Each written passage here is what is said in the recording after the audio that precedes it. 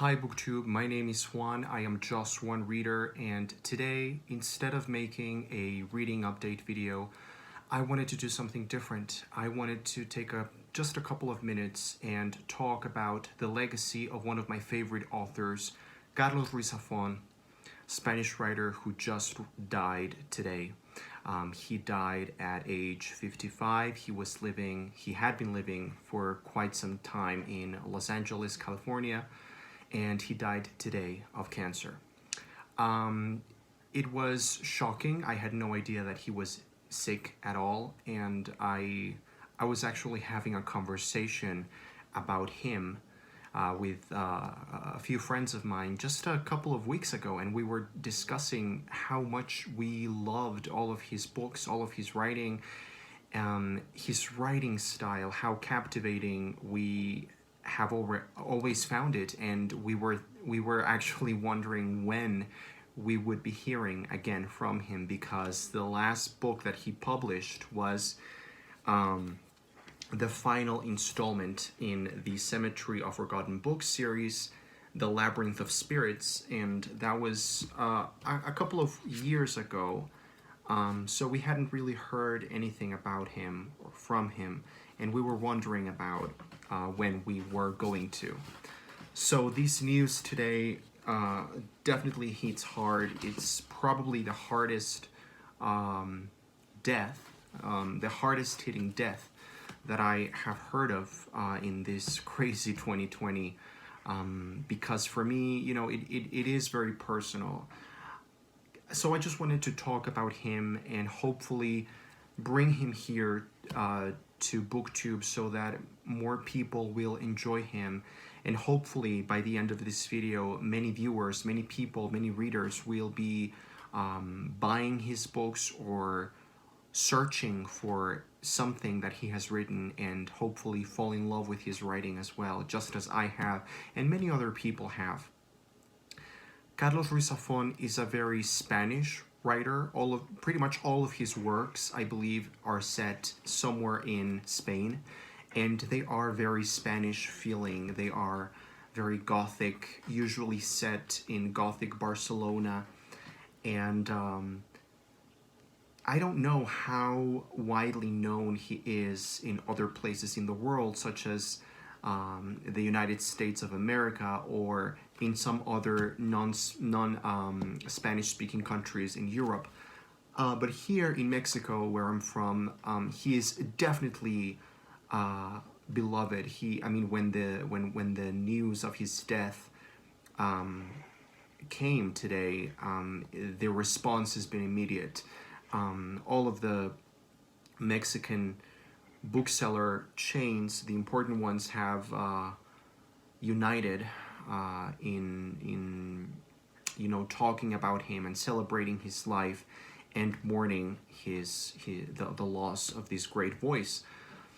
So yeah, in Mexico and in Spain and probably in many other places, Ruiz has been a very acclaimed writer, and for me, I just wanted to share some of my anecdotes of reading his books, because he is one of those top 5 favorite authors for me. I've always said it.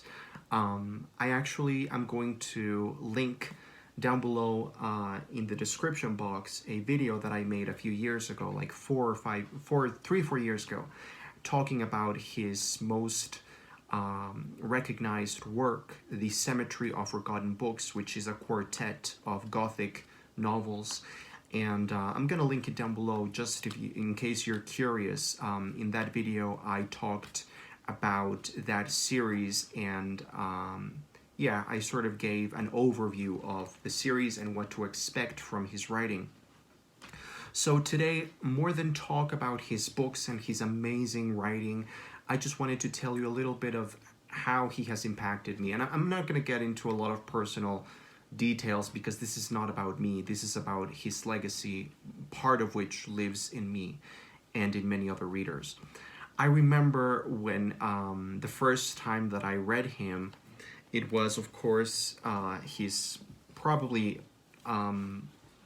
most recognized, most beloved book, The Shadow of the Wind. This is the original Spanish copy that I read when I was very young. I must have been 14, 15 years old.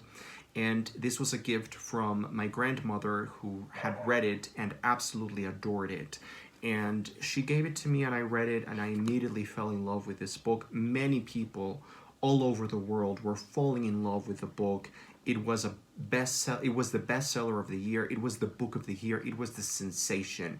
I remember when I was reading this for the first time, or maybe the second time, I was on holiday and we went on vacation to Acapulco, to the beach, and everybody was reading this book. I just remember watching everybody at the poolside, or at the edge of the pool, or at the beach by the sea. Everybody was reading this book. It was quite a sensation. So it gave me a feeling of belonging to a sort of universe of readers around me. So I read this book for the first time when I was very, very young, probably 14, 15, I can't remember. And then he started coming out with the sequels, or the rest of the quartet. The second book is The Angel's Game. And I remember the day that this came out, it was one of those releases that I looked forward to so anxiously and with so much enthusiasm. And I remember reading that book in under 40 hours. It was so amazing. One of those adrenaline rush filled experiences.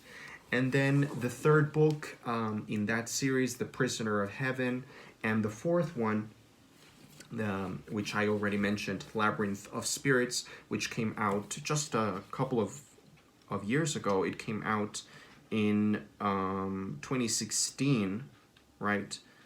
So yeah, this was released 4 years ago, and he ended the series, a series that I had been reading for most of my reading life, and it was quite a sensation.